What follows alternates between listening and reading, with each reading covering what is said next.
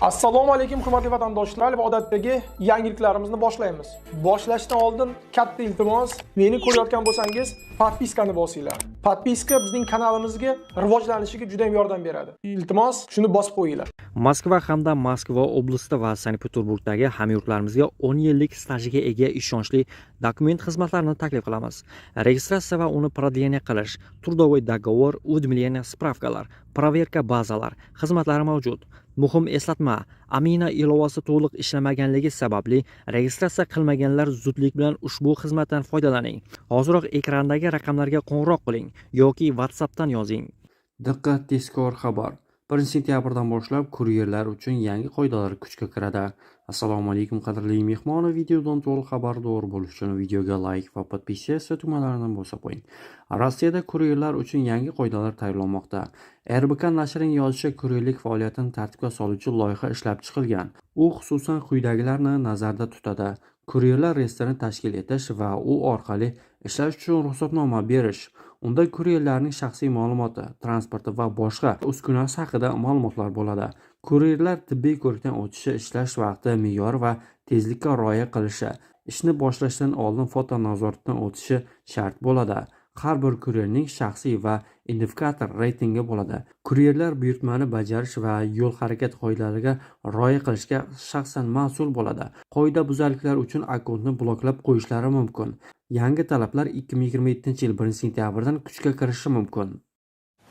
Toshkentdan Vladivostokka uchayotgan samolyot texnik sabablarga ko'ra Krasnoyarsk aeroportiga qo'ndi. Dastlabki ma'lumotlarga ko'ra, O'zbekiston Airways'ga tegishli Boeing 737-300 samolyoti bortida jami 122 nafar yo'lovchi va ekipaj a'zolari bo'lgan.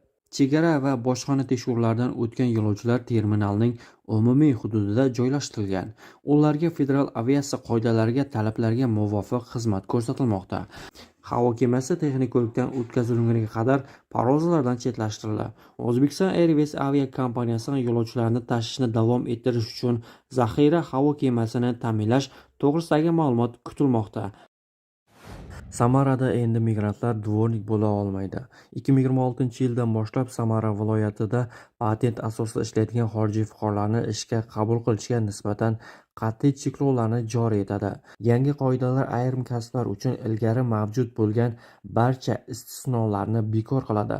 Samara viloyati gubernatori 2025-yil noyabr oyida tayyorlagan patentga ega migrantlarga sanoat savdo, xizmat ko'rsatish, yo'lovchi tashish, ovqatlanish xizmati, ta'lim va pochta aloqasi sohasida ishlashi taqiqi cho'zildi. Cheklovlar oziq-ovqat ishlab chiqarish, dvigatel ishlab chiqarish, turbina ishlab chiqarish, dron ishlab chiqarish va aerokosmik muhandislik kabi yirik sanoat tarmoqlariga ham tegishli. Ilgari mintaqada xorijiy fuqarolarni farrosh, dvornik va idora ishchilari sifatida yollashga imkon beruvchi qoidalar yumshatilgan edi. 2026-yildan boshlab bu istisnolar ham bekor qilinadi va bu ishlar ham migrantlar uchun taqiqlanadi. Samara viloyati O'zbekiston va Tojikiston kabi Markaziy Osiyo mamlakatlaridan kelgan mehnat migrantlar uchun mashhur joy hisoblanadi. Yangi choralar minglab xorijiy ishchilarga ta'sir qilishi va ularning Rossiyaning boshqa mintaqalarga ketishiga olib kelishi mumkin.